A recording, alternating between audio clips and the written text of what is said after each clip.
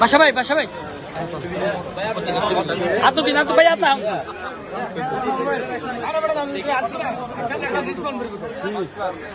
উদ্বোধন কেন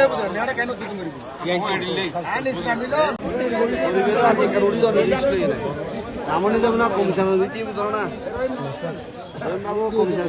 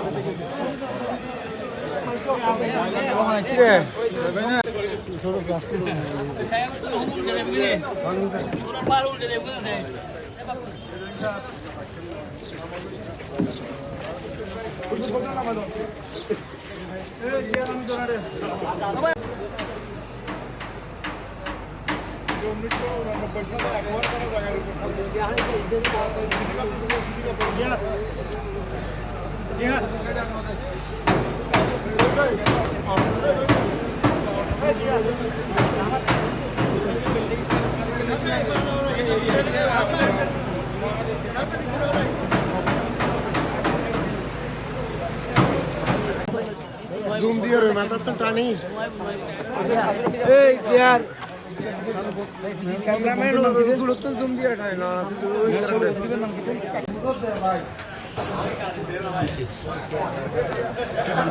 আনছেলে এটা দেখো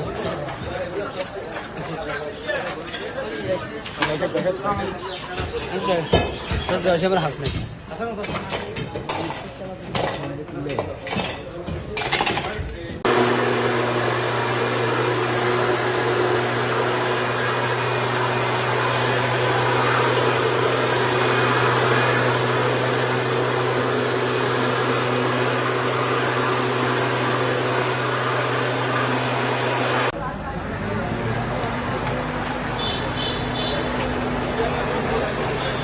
এটা পুটুর চলে আল্লাহ কিলো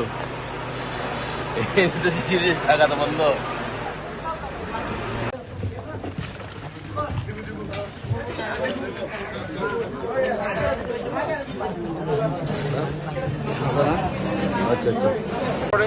খালগুলো অনেক ছোট ছিল, আস্তে আস্তে খালগুলো এখন বড় হচ্ছে।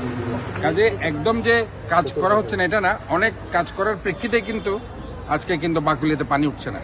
বাকুলিয়া এক সময় আপনি যদি এই 15 এই যে আপনি যদি চিন্তা করেন 11 সাল 12 সাল 13 সাল 14 15 16 17 18 19 20 21 22 23 24 25 সালে এসে আমরা সুফল পেয়েছি।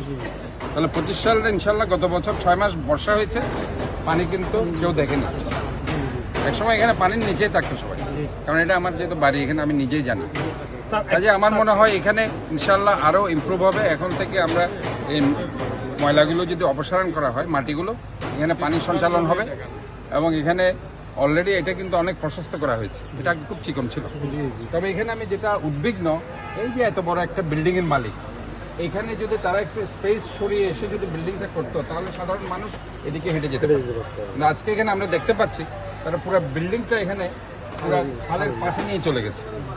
এই হচ্ছে আমাদের মানে আমাদের আসলে হয়েছে কি দায়বদ্ধতার জায়গা। আমি যে কথাটা বারবার জনগণকে বলতে চাচ্ছি যে দায়বদ্ধতার জায়গা এখনো তৈরি হয়নি। এই দায়বদ্ধতার জায়গায় যদি আমরা আসতে না পারি তাহলে পরে আমাদের জন্য দুঃখ আছে। আমরা যতই হয়তো আমাকে গালি দিচ্ছে অথবা সিডিকে অথবা গালি, তোমরা গালি দিচ্ছ, তোমরা কি করছো? তোমাদের দায়িত্বটা কি? তোমার তো এই দায়িত্বটা ছিল যে আরো 3-4 ফিট তুমি পিছনে যদি আজকে বিল্ডিংটা করতে, তাহলে তুমি ধরো এই যে একটা গ্রাউন্ড স্পেস তুমি রাখতে পারতা, ওই গ্রাউন্ডে পানিটা ঢুকতে পারতো। পানিটা ঢুকলে তোমার বিল্ডিংটা আরো মজবুত হতো। আজকে বিল্ডিং মজবুত হচ্ছে না কেন? মজবুত না হওয়ার মূল কারণ হচ্ছে আমরা গ্রাউন্ড সারফেস রাখছি না এবং আমরা 30% যেটা ছেড়ে দেওয়ার কথা আশেপাশ থেকে, আমরা ওই 30% সিডিএর কোনো রুলস মানছি না। এবং আমি এই ব্যাপারে সিডিএকে বলবো অবশ্যই তাদেরকে কঠোর হতে হবে যারা এই ধরনের রুলস না মেনে বিল্ডিংগুলো করছে 30% তারা এই যে না ছেড়ে এটার কারণে গিয়ে আজকে ধরেন আমাদের এই তাদেরও ক্ষতি হচ্ছে। কিভাবে ক্ষতি হচ্ছে? এই যে 30% না রাখার কারণে গিয়ে বৃষ্টির পানি যখন হয় সেগুলো যখন মাটির নিচে ঢুকতে পারছে না, বিল্ডিংটাও শক্ত হয় না। এই জন্য বিল্ডিংটা দেখবেন কিছুদিন পর ডেবে যাচ্ছে। কারণ আপনার বিল্ডিং এর নিচে পানি নেই, তো পানি যেতে পারছে না, পুরো সিমেন্ট করে দিচ্ছেন দাবি। সিমেন্ট করার কারণে পানি কোন দিকে যাবে? আগে তো আপনার দেখবেন অনেক আগে যদি আপনি চিন্তা করেন 60-এর দশকে 70-এর দশকে বিল্ডিং এর স্পেস রাখা হতো। আমার বাড়ি দেখবেন বাকলিয়া, যেটা ওটাতে প্রায় আমরা 30% জায়গা ছেড়ে দিচ্ছি। 30% যেটা আমরা 80-এর দশকে বাড়িটা করা হয়েছে, 30% জায়গা ছেড়ে দেওয়া হয়েছে। উনি ওই চিন্তা করেই করেছে যে এখানে পানিগুলো তো ঢুকতে হবে। ইনশাল্লাহ আমাদের বিল্ডিং কিচ্ছু হয়নি। সে 80 সালে করা হয়েছে, আজকে 45-46 বছর। এটা এখন আমরা নতুন করে করতেছি বিল্ডার্সদের, কিন্তু ভাঙতে কষ্ট হয়েছে। তো এই জন্য স্পেস রাখতে হবে। আপনি স্পেস যত রাখবেন ভার্টিক্যালি তত এক্সটেন্ড করতে পারছেন, আপনি উঁচা করতে পারছেন। ওই আশেপাশের জায়গা ছেড়ে দিলে সাধারণ মানুষ সেখানে হাঁটতে পারছে। এখানে